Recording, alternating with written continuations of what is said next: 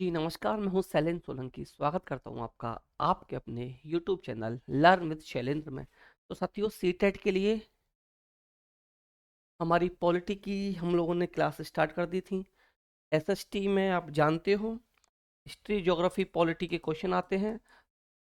NCERT based होते हैं सभी क्वेश्चन। तो हम लोगों ने पॉलिटी से स्टार्ट किया है। क्लास 6 की पॉलिटी हम लोग कवर कर चुके हैं।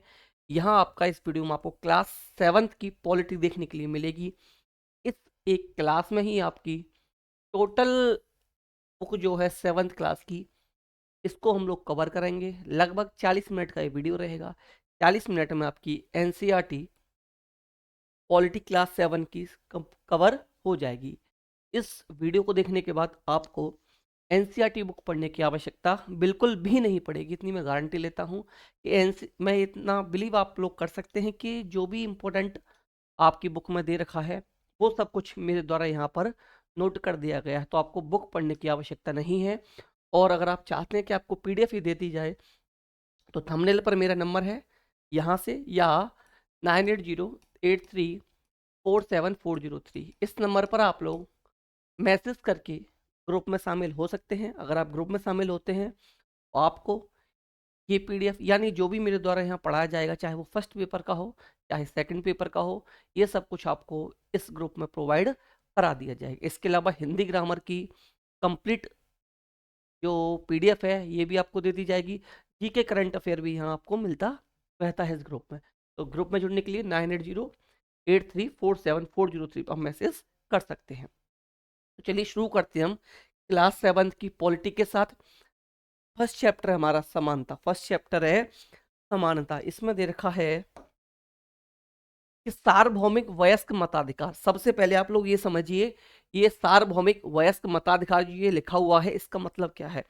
देखिए, सार्वभौमिक वयस्क मताधिकार से हमारा मतलब है कि जो 18 साल की उम्र पूरी कर चुका है उसको वोट देने का अधिकार है।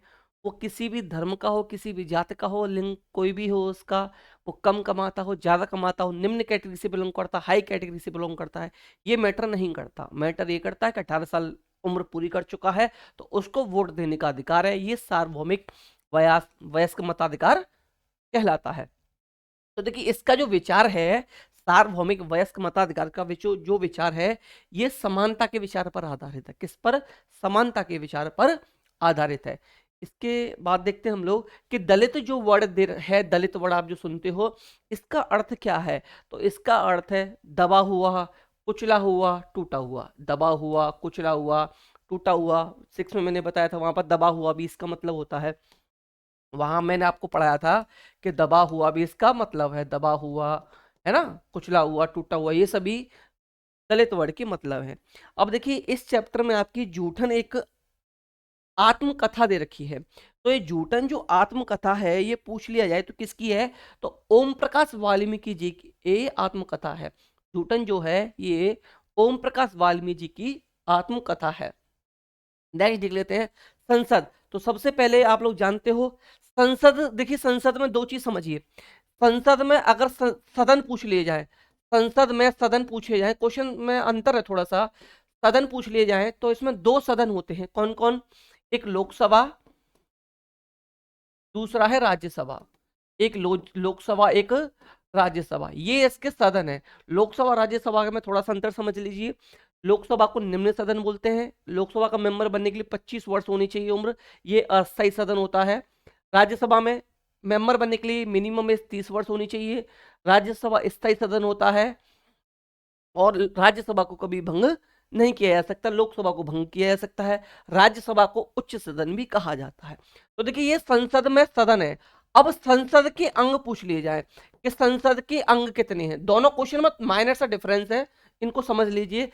संसद के सदन कितने हैं, मैं सदन, संसद के सदन तो दो सदन, लोकसभा एंड राज्यसभा। अगर अंग पूछ लिए जाए तो इसके 3 अंग हैं। इसके क्या है? 3 अंग हैं। कौन कौन सा? लोकसभा, राज्यसभा और राष्ट्रपति। ये 3 संसद के क्या हैं? अंग हैं। अंग कौन से हैं? 3, लोकसभा, राज्यसभा एंड राष्ट्रपति। और सदन पूछ ले जाए, इसके सदन कितने हैं, तो 2 सदन है इसमें, लोकसभा एंड राज्यसभा। अब आगे हम लोग देख लेते हैं इसमें कि देखिए संसद हमारे लोकतंत्र का आधार स्तंभ है, और लोकतंत्र में ऑलरेडी 6th क्लास में डिस्कस कर चुके हैं। लोकतंत्र क्या है कि हमारे यहाँ नेता चुनने का हमें राइट है। लोकतंत्र को शॉर्ट में समझ लीजिए कि लोकतंत्र एक तरीके से जनता का ही शासन होता है, क्योंकि यहाँ वोट देने का हमें अधिकार प्राप्त है। हम जिसको चाहें उसको अपना नेता चुन सकते हैं। यहाँ पर ये नहीं कि राजा का बेटा ही राजा बनेगा। तो देखिए आधार स्तंभ है, और हम अपने निर्वाचित प्रतिनिधियों के माध्यम से उसमें प्रतिनिधित्व पाते हैं। किसमें? संसद में। मान लीजिए लोकसभा इसका क्या है, एक तरीके से लोकसभा इसका पार्ट होता है। तो लोकसभा के मेंबर्स को हम लोग चुनकर भेजते हैं। तो निर्वाचित प्रतिनिधि का मतलब हो गया जिनको हम लोग चुनकर भेजते हैं। नेक्स्ट है मध्याह्न भोजन। मध्याह्न भोजन की व्यवस्था स्कूलों में सर्वप्रथम तमिलनाडु राज्य में शुरू की गई थी। किसमें? तमिलनाडु राज्य में। पूरे इंडिया में कब? 15 अगस्त 1945 इंडिया में, सॉरी 15 अगस्त 1995 से ये इंडिया में शुरू की गई थी। मिड डे मील का वर्तमान नाम क्या है? पीएम पोषण। इसका नाम बदलकर पीएम पोषण करता है। शिक्षा विभाग हमारा पीएम पोषण इसकी मिड डे मील की व्यवस्था करता है। अब इसको पीएम पोषण के नाम से जाना जाता है। नेक्स्ट है 1950 के अंतिम दशक में अफ्रीकी और अमेरिकी को समान अधिकार दिलाने के लिए आंदोलन हुए। कब हुए? 1950 के दशक में। इससे पहले संयुक्त राज्य में बहुत असमानता का व्यवहार होता था। 1964 की नागरिक अधिकार अधिनियम ने नस्ल, धर्म और राष्ट्रीय मूल्य के आधार पर भेदभाव को निषेध कर दिया। किसको? भेदभाव को निषेध कर दिया। कौन सा? 1964 का नागरिक अधिकार अधिनियम। ऐसे ही हमारे यहाँ अस्पृश्यता का उन्मूलन किया गया है। अस्पृश्यता का उन्मूलन जो किया गया है, ये किया गया है अनुच्छेद 17 के अनुसार। ये क्वेश्चन बहुत ज्यादा आपका सीटेट में पूछ लिया जाता है कि अनुच्छेद किस में या किस अनुच्छेद में अस्पृश्यता का उन्मूलन किया गया है। तो आप लोग अनुच्छेद 17 याद रखिएगा। अनुच्छेद 17 के अकॉर्डिंग अस्पृश्यता का उन्मूलन या छुआछूत बढ़ा जाए, इसका उन्मूलन कर दिया गया है। नेक्स्ट देख लेते हैं हम लोग कि राष्ट्रीय मूल्य के आधार पर, अच्छा ये कर दी हो गई लाइन हमारी। संविधान संविधान क्या है? देखिए संविधान एक ऐसा दस्तावेज है जिसमें देश की जनता सरकार द्वारा पालन किए जाने वाले नियमों और अधिनियमों को निरूपित किया गया है। संविधान क्या है? एक ऐसा दस्तावेज है जिसमें देश की जनता व सरकार द्वारा पालन किए जाने वाले नियमों और अधिनियमों को निरूपित किया गया है। आप जानते हो भारत का संविधान सबसे बड़ा लिखित संविधान है। ये लचीला है, न ज्यादा कठोर है। हमारा संविधान नहीं ज्यादा लचीला संविधान कहा जाता है और सबसे बड़ा ये संविधान है। हमारे संविधान में देखिए याद रखिएगा, मूल संविधान में 8 अनुसूचियां थी, वर्तमान में 12 अनुसूचियां हैं, 395 अनुच्छेद एंड 22 भाग हैं। ठीक है, इतना याद रखिएगा। और 22 भाषाओं को हम लोगों ने मान्यता दे रखी है। भाषाएं हमारी अनुसूची 8 में है। अनुसूची किसमें? 8 के अकॉर्डिंग 22 भाषाओं को मान्यता प्राप्त है। आगे देख लेते हैं। चैप्टर 1 हो तो कुछ हो चुका है हमारा कंप्लीट। चैप्टर 2 हम लोग देख लेते हैं जिसका नाम है स्वास्थ्य में सरकार की भूमिका। स्वास्थ्य में सरकार की भूमिका। तो देखिए भारत में सर्वाधिक चिकित्सा महाविद्यालय हैं, यानी कि हम लोग कह सकते हैं सबसे ज्यादा मेडिकल कॉलेज कहाँ पर है? भारत में है। भारत विश्व की दवाइयां निर्मित करने वाला तीसरा बड़ा देश है। भारत क्या है? विश्व में दवाइयों को निर्मित करने वाला तीसरा बड़ा देश है। और भारत में 5 लाख लोग प्रतिवर्ष टीबी से मर जाते हैं। 5 लाख लोग प्रतिवर्ष टीबी से मर जाते हैं। यूनिसेफ सबसे पहले यूनिसेफ के बारे में समझ लीजिए। यूनिसेफ की जो स्थापना हुई थी, यूनिसेफ की स्थापना 1946 में हुई। कब हुई? 1946 में यूनिसेफ की स्थापना हुई।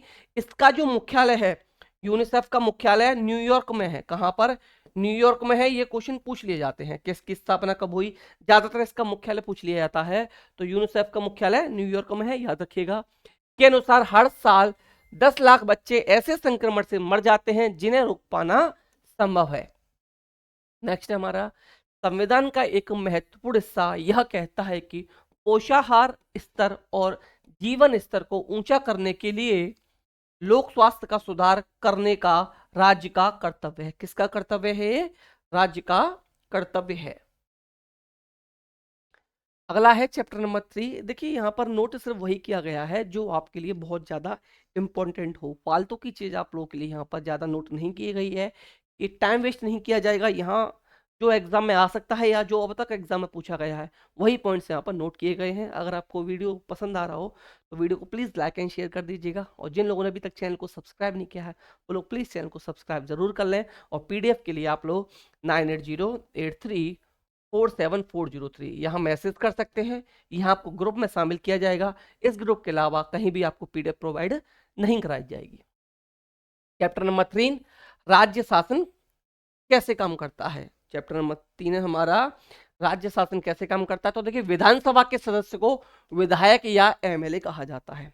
अब जानते हो सेंट्रल गवर्नमेंट में MP होते हैं, राज्यों में क्या चुने जाते हैं, आपके विधायक चुने जाते हैं, जिनको MLA भी कहा जाता है। हिमाचल प्रदेश की विधानसभा में 68 निर्वाचन क्षेत्र हैं। ये देखिए आपका दे रखा है यहाँ पर, तो ये इसलिए इंपॉर्टेंट हो जाता है क्योंकि NCERT के अकॉर्डिंग ये डाटा दे रखा है कि हिमाचल प्रदेश में 68 विधानसभा सीट हैं। वही हम लोग बात करें कि पूरे भारत में सबसे ज्यादा विधानसभा सीट कहां पर है, तो ये आपकी उत्तर प्रदेश यानी कि यूपी में है। और यूपी में 403, कितनी, 403 विधानसभा की सीट है। अगर लोकसभा की सीट की बात की जाए तो लोकसभा की सीट भी सबसे ज्यादा उत्तर प्रदेश में है। 80 लोकसभा की सीट है। लोकसभा की कितनी सीटें उत्तर प्रदेश में, यानी कितने MP बनते हैं, 31 राज्यसभा की सीटें, 31 कितनी है राज्यसभा की सीटें उत्तर प्रदेश में सबसे ज्यादा। अगर बात करें विधायक सबसे ज्यादा उत्तर प्रदेश 403, लोकसभा की सीट सबसे ज्यादा उत्तर प्रदेश 80, राज्यसभा की भी सबसे ज्यादा सीट 31 उत्तर प्रदेश में ही है। तो देखिए आगे दे रखा है, विधायक सामूहिक रूप से सरकार के काम के लिए उत्तरदायी होते हैं। विधायक क्या होते हैं, सामूहिक रूप से सरकार के काम के प्रति उत्तरदायी होते हैं। लोकतंत्र में विधायकों को MLA के रूप में जनता अपने प्रतिनिधि चुनती है, और इस तरह शासन मुख्यतः जनता का ही शासन होता है। मैंने अभी आपको ऑलरेडी बता चुका हूं कि लोकतांत्रिक देश है हमारा, यहाँ हमें अपना नेता चुनने का अधिकार है। तो हम जिस व्यक्ति को चाहे उसको जिताकर सदन में भेज सकते हैं। तो इसलिए ये क्या होता है, जनता का ही शासन होता है एक तरीके से। देखिए अगर आप ग्रुप ज्वाइन करना चाहते हैं, मेरे ग्रुप में ऐड होना चाहते हैं, तो आप लोग इस नंबर पर मैसेज कर सकते हैं। इस नंबर पर मैसेज करने के बाद आपको ग्रुप में ऐड कर लिया जाएगा। वीडियो को प्लीज़ लाइक एंड शेयर जरूर कर दीजिएगा। एक प्यारा सा कमेंट भी हम मेरे लिए कर सकते हैं। Subscribe this YouTube channel. जिन लोगों ने अभी तक चैनल को सब्सक्राइब नहीं किया हो प्लीज़ चैनल को सब्सक्राइब जरूर कर लें, एंड बेल आइकन जरूर दबा दीजिएगा, जिससे आगे जो भी वीडियोज़ आएंगी उनका नोटिफिकेशन आपको मिल सके। चैप्टर नंबर हम लोग बात कर लेते हैं चैप्टर नंबर 4 की, कि देखिए लड़के और लड़कियों के रूप में बड़ा होना। लड़के और लड़कियों के रूप में बड़ा होना, ये हमारा चैप्टर नंबर हो जाता है 4। इसमें दे रखा है, सामोआ द्वीप प्रशांत महासागर के दक्षिण में स्थित छोटे छोटे द्वीपों का एक समूह है। कहां पर है, प्रशांत सागर के दक्षिण में है। कौन सा द्वीप, सामोआ द्वीप प्रशांत सागर महासागर के दक्षिण में है। सामून समाज पर किए गए अनुसंधान की रिपोर्ट के अनुसार 1920 के दशक में बच्चे स्कूल नहीं जाते थे। इन सामो समाज पर एक अनुसंधान किया गया, रिपोर्ट तैयार की गई इसके अनुसार। तो इस रिपोर्ट में पाया गया कि 1920 के दशक में यहाँ बच्चे स्कूल नहीं जाते थे। वे बड़े बच्चे और वयस्क से ही बहुत सारी बातें सीखते थे। अपने बड़ों से और वयस्कों से बहुत सारी बातें वो सीख लेते थे।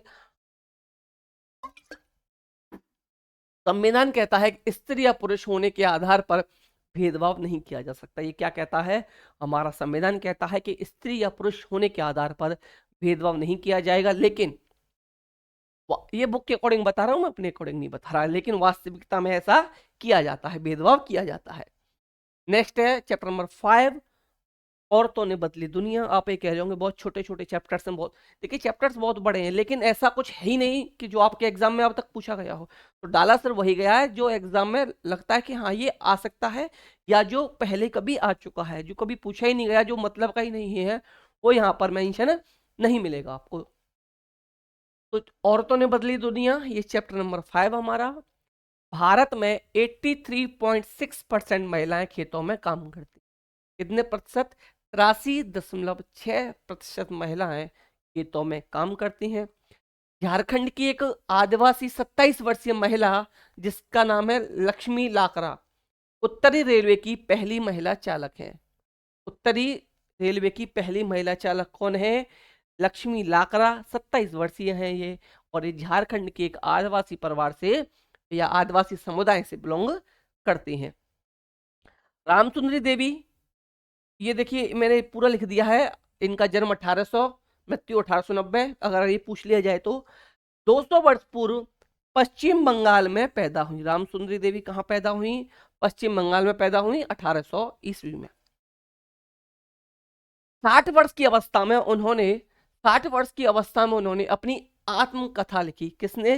रामसुंदरी देवी ने। कितनी एज में? 60 की एज में इन्होंने अपनी आत्मकथा लिखी। इनकी पुस्तक का नाम भी याद रखिएगा, आमार जीवन। क्या नाम है इनकी पुस्तक का? आमार जीवन इनकी पुस्तक का नाम है। किसी भारतीय महिला द्वारा लिखित पहली आत्मकथा है। ये इंपॉर्टेंट किस लिए हो जाती है कि भारत में भारतीय महिला द्वारा सबसे पहली आत्मकथा किसके द्वारा लिखी गई? रामसुंदरी देवी के द्वारा लिखी गई। और इन्होंने कितनी एज में लिखी? 60 वर्ष की एज में लिखी। आमार जीवन इनकी बुक का जो नेम है, या आत्मकथा कह सकते हैं या बुक कह सकते हैं। आमार जीवन इनकी आत्मकथा है। किसी भारतीय महिला द्वारा लिखी गई ये पहली आत्मकथा है, आमार जीवन। रमाबाई के बारे में बात कर लेते हैं। इनका जन्म हुआ था 1858 में, मृत्यु हुई इनकी 1922 में। अपनी बेटी के साथ महिला शिक्षा की योद्धा, कभी भी स्कूल नहीं गई, पर अपने माता पिता से ही इन्होंने पढ़ना लिखना सीखा था। ये क्या है? कभी भी स्कूल नहीं गई थी, इन्होंने पढ़ना लिखना अपनी माता पिता से सीखा। इन्हें पंडिता की उपाधि दी गई थी, याद रखिएगा, इन्हें पंडिता की उपाधि दी गई थी। क्यों दी गई थी? क्योंकि वे संस्कृत पढ़ना लिखना जानती थी, जो उस समय पर औरतों के लिए बहुत बड़ी उपलब्धि थी। ये कभी स्कूल नहीं गई थी, इन्होंने पढ़ना लिखना अपने माता पिता से सीखा। इनको पंडिता की उपाधि दी गई थी। इसका रीजन ये था क्योंकि इनको संस्कृत पढ़ना और लिखना आता था। उस समय पर औरतों के लिए संस्कृत पढ़ना और लिखना सीखना बहुत बड़ी बात थी। औरतों को तब यह ज्ञान अर्जित करने की अनुमति नहीं थी, यानी कि संस्कृत ज्ञान अर्जित करने की अनुमति थी नहीं। उन्होंने 1898 में पुणे के पास, ये बहुत इंपॉर्टेंट है, ये पूछा जाता है, पुणे के पास खेड़ा गांव में, कहां पर? पुणे के पास खेड़ा गांव में एक मिशन स्थापित किया, जहां क्या होता था, विधवा स्त्रियों और गरीब औरतों को पढ़ने लिखने तथा स्वतंत्र होने की शिक्षा दी जाती थी। क्या होता था? पढ़ने लिखने तथा स्वतंत्र होने की शिक्षा दी जाती थी। उन्हें क्या सिखाया जाता? देखिए, उन्हें लकड़ी से चीजें बनाने, छापा खाने चलाने जैसी कुशलताएं भी सिखाई जाती थी। लकड़ी से चीजें बनाने तथा छापा खाने चलाए जैसी कुशलताएं भी यहाँ सिखाई जाती थी। सुल्तान का स्वप्न, ये सुल्तान का स्वप्न जो है, ये पुस्तक के बारे में पूछ लिया जाए तो ये पुस्तक जो है, ये रुकैया सखावत हुसैन ने लिखी है। कौन सी पुस्तक? सुल्ताना का स्वप्न, ये जो पुस्तक है ये रुकैया सखावत हुसैन ने लिखी है। और बेटी बचाओ बेटी पढ़ाओ अभियान की शुरुआत 2014 में। ये अभियान कब शुरू हुआ?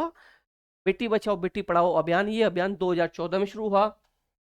2006 में कानून बना जिससे घर के अंदर शारीरिक और मानसिक हिंसा को भोग रही औरतों को कानूनी सुरक्षा दी जा सके। ये कब बना कानून? 2006 में। कब बना? 2006 में। बेटी पढ़ाओ बेटी बचाओ अभियान की शुरुआत 2014। कब?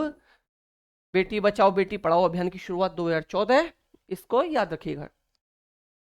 नेक्स्ट आपका 1997 में, यानी 1997 में सर्वोच्च न्यायालय सुप्रीम कोर्ट ने क्या किया? कार्य के स्थान पर, जहां कार्य के स्थान पर शैक्षणिक संस्थानों में महिलाओं के साथ होने वाली यौन प्रताड़ना से उन्हें सुरक्षा प्रदान करने के लिए दिशा निर्देश जारी किए। ये क्वेश्चन बन सकता है कि जहां औरत कार्य करती हैं या जहां वो शिक्षा प्राप्त करती हैं या शैक्षणिक संस्थानों में के लिए किस ईयर सुप्रीम कोर्ट ने उन्हें सुरक्षा प्रदान करने के लिए दिशा निर्देश जारी किए थे? तो याद रखिएगा, ये 1997 में जारी किए गए थे। कब? 1997 में। 1980 में, 1980 के दशक में देश भर के महिला संगठनों ने आवाज उठाई। कब? 1980। कब उठाई? 1980। आप लोग याद रखिएगा इतना। नेक्स्ट है आपका चैप्टर नंबर 6, जिसका नाम है संचार माध्यमों को समझना। चैप्टर नंबर 6 है हमारा संचार माध्यमों को समझना। तो देखिए मीडिया अंग्रेजी के मीडियम शब्द का बहुवचन रूप। मीडिया क्या है? अंग्रेजी के मीडियम शब्द का बहुवचन है। 1940 के दशक में इलेक्ट्रॉनिक टाइपराइटर के आ जाने से पत्रकारिता की दुनिया में एक बदलाव आया। यानी कि इलेक्ट्रॉनिक टाइपराइटर आपका कब आया? 1940 में। कब आया? 1940 में आया। इससे क्या हुआ? पत्रकारिता की दुनिया में बहुत बड़ा बदलाव आया था। टेलीवाइजर टेलीविजन का प्रारंभिक रूप था। प्रारंभिक रूप क्या था टेलीविजन का? टेलीवाइजर था। इसका जो आविष्कार किया था ये जॉन एल बेर्ड ने किया था। जॉन एल बेर्ड ने इसका आविष्कार किया था। जॉन एल बेर्ड ने इसका आविष्कार किया। जब सरकार समाचार के किसी अंश, फिल्म के किसी दृश्य या गीत की किसी अभिव्यक्ति को जन समुदाय तक पहुंचाने से प्रतिबंधित करती है तो इसे सेंसरशिप कहा जाता है। देखिए सरकार को किसी भी चीज पर, किसी भी शॉर्ट में, किसी भी मतलब समाचार पत्र में या फिल्म में कुछ भी ऐसा दे रखा हो जिससे सरकार की आपत्ति हो, उसको सरकार व्यक्तियों तक पहुंचने से रोक देती है, प्रतिबंधित कर देती है। इसे सेंसरशिप कहा जाता है। जैसे आप लोगों ने देखा होगा पठान मूवी में एक सॉन्ग आया था दीपिका का, जिसने जो कपड़े पहने हुए थे उस सॉन्ग पर बहुत ज्यादा आपत्ति डाली गई थी कि इस सीन को हटाया जाए, लेकिन वो सीन बाद में फिर हटाया नहीं गया था। तो देखिए भारत के इतिहास में ऐसे समय भी आए हैं जब सरकार ने संचार माध्यमों के ऊपर सेंसर लगाया है। और सेंसर के लिए सबसे बुरा समय जो आया था ये दौर था 1975 से लेकर 1977 तक। अगर आप ग्रुप को ज्वाइन करना चाहते हैं तो आप लोग इस नंबर पर मैसेज करके ग्रुप में शामिल हो सकते हैं। वीडियो को लाइक एंड शेयर कर दीजिएगा और चैनल को प्लीज प्लीज प्लीज चैनल को सब्सक्राइब जरूर कर लीजिएगा एंड बेल आइकन दबा दीजिएगा, जिससे आगे आने वाली वीडियो को नोटिफिकेशन आप तक पहुंच सके। चैप्टर नंबर 7 है हमारे आसपास के बाजार। हमारे आसपास के बाजार, इस चैप्टर में कुछ भी ऐसा नहीं था कि जो आप लोगों के लिए इंपॉर्टेंट हो, इसलिए इस चैप्टर में मैंने कुछ भी मेंशन नहीं किया है। ये खाली मत समझिएगा। इसमें कुछ न होने का रीजन ये है कि इस चैप्टर में आपके लिए कुछ भी ऐसा नहीं है जो आपके एग्जाम के लिए इंपॉर्टेंट हो या आपके एग्जाम में कभी यहाँ से कुछ भी पूछा गया हो। चैप्टर नंबर हम 8 पर आ जाते हैं, जिसका नाम है बाजार में एक कमीज। बाजार में एक कमीज चैप्टर नंबर 8 का हमारे का नाम हो जाएगा। देखिए चैप्टर नंबर 8 बाजार में एक कमीज। तो देखिए कुरनूल कहाँ है? कुरनूल याद रखिएगा, कुरनूल आंध्र प्रदेश में है। कुरनूल कहाँ पर है? कुरनूल आंध्र प्रदेश में है। और तमिलनाडु में सप्ताह में 2 बार लगने वाला, ये लगाने नहीं लगने वाला है, लगने वाला इरोड़ का कपड़ा बाजार संसार के विशाल बाजारों में से एक है। सबसे पहले याद रखिएगा कि इरोड़ का कपड़ा बाजार कहाँ लगाया जाता है? तमिलनाडु में लगता है। और वीक में 2 बार ही लगता है। सप्ताह में कितनी बार लगता है? 2 बार ये लगाया जाता है। चैप्टर नंबर 9 है समानता के लिए संघर्ष। समानता के लिए संघर्ष चैप्टर 9 हमारा होने वाला है। इसमें दे रखा है, देखिए 2011 की जो जनगणना हुई इसके अनुसार हमारी जनसंख्या में 48.5% महिला हैं। कितना? 48.5% क्या है? महिलाएं हैं। मुसलमान 14.2% हैं। 16.6% दलित हैं और 8.6% आदिवासी हैं। ये डाटा आपको एग्जैक्ट याद रखना है। दशमलव के बाद जो डिजिट दे रखी है, दशमलव के बाद सिंगल डिजिट में ही आपका एनसीईआरटी में डाटा दे रखा है। इस डाटा के अकॉर्डिंग ही आपको सब कुछ तैयार करना है। मैचिंग में क्वेश्चन पूछा जा सकता है, स्टेटमेंट में क्वेश्चन आपसे पूछा जा सकता है। तो याद रखिएगा 18.5% महिलाएं हैं, 14.2% मुसलमान हैं, 16.6% आपके दलित हैं एंड 8.6% आपके आदिवासी हैं। बात कर लेते हैं आगे हम तवा मत्स्य संघ। इसको टीएमएस के नाम से भी जाना जाता है। क्वेश्चन में कभी कभी टीएमएस पूछ लेता है, तो टीएमएस है आपका तवा मत्स्य संघ। और ये संघ कहाँ का है ये भी पूछ लिया जाता है। तो ये मध्य प्रदेश का संघ है। किसका? मध्य प्रदेश का तवा मत्स्य संघ है। और ये मछुआरों का संघ है। किसका? मछुआरों की ये संस्था है, मछुआरों का ये संघ है। और सतपुड़ा के जंगलों से विस्थापित लोगों के अधिकारों के लिए लड़ रहा है। और किस लिए लड़ाई लड़ रहा है कि जो सतपुड़ा के जंगलों से विस्थापित कर दिए गए थे उनके लिए लड़ाई लड़ रहा है। कौन? टीएमएस, तवा मत संघ। कहां का है? मध्य प्रदेश का ये संघ है। छिंदवाड़ा जिले की महादेव पहाड़ियों से निकलने वाली तवा नदी कहां? सुनिए, फिर सुनिए ध्यान से। छिंदवाड़ा जिले की कौन सी पहाड़ियों से? महादेव की पहाड़ियों से कौन सी नदी निकलती है? तवा नदी। होशंगाबाद में नर्मदा से मिलने से पहले कहां मिलती है ये? नर्मदा में मिलती है। कहां पर? होशंगाबाद में। किससे मिलती है? नर्मदा से मिलती है। कहां पर? होशंगाबाद में। कहां होती हुई? बैतूल होती हुई आती है। कहां होती हुई आती है? बैतूल होती हुई आती है। फिर सुनिए, किस जिले की? छिंदवाड़ा जिले की महादेव पहाड़ियों से कौन सी निकलती है? तवा नदी निकलती है। क्वेश्चन बन जाए तवा नदी कहां से निकलती है, तो ये छिंदवाड़ा जिले की महादेव पहाड़ियों से निकलती है। ये किससे मिलती है? नर्मदा नदी से मिलती है। कहां पर? होशंगाबाद में। कहां पर? होशंगाबाद में। और बैतूल होती हुई ये आती है। तवा पर एक बांध निर्माण 1958 में, तवा पर बांध बनना स्टार्ट कब हुआ? 1958, 1958 में आरंभ हुआ और 1978 में पूरा हुआ। 1958 में आरंभ हुआ और 1978 में ये पूरा हुआ था। 1994 में सरकार ने तवा बांध के क्षेत्र में मछली पकड़ने का काम निजी ठेकेदारों को सौंप दिया था। कब? 1994 की ये घटना है। इन ठेकेदारों ने स्थानीय लोगों को काम से अलग कर दिया और बाहरी क्षेत्र से सस्ते श्रमिक ले आए। सरकार ने क्या किया? निजी ठेकेदारों को दे दिया। इन निजी ठेकेदारों ने क्या किया? जो स्थानीय लोग थे उनको काम से हटा दिया और बाहरी क्षेत्र के लोग सस्ते श्रमिक ले आए थे। तो टीएमएस यानी तवा मत संघ ने क्या किया? सरकार से मांग की कि लोगों के जीवन निर्वाह के लिए बांध में मछलियों को पकड़ने का काम या जारी रखने की अनुमति दी जाए, यानी मछली पकड़ने का काम जो है वो उन्हीं को दिया जाए। तो देखिए 1996 में प्रदेश सरकार ने, या मध्य प्रदेश की घटना है तो मध्य प्रदेश सरकार हम लोग कह सकते हैं, मध्य प्रदेश की सरकार ने यह तय किया कि तवा बांध के जलाशयों से मछली पकड़ने का अधिकार यहाँ के विस्थापितों को ही दिया जाएगा। ये किसने तय कर लिया था? 1994 की ये घटना है कि प्राइवेट उनको दे दिया था, निजी ठेकेदारों को दे दिया था। तो 1996 में सरकार ने ये तय कर लिया था।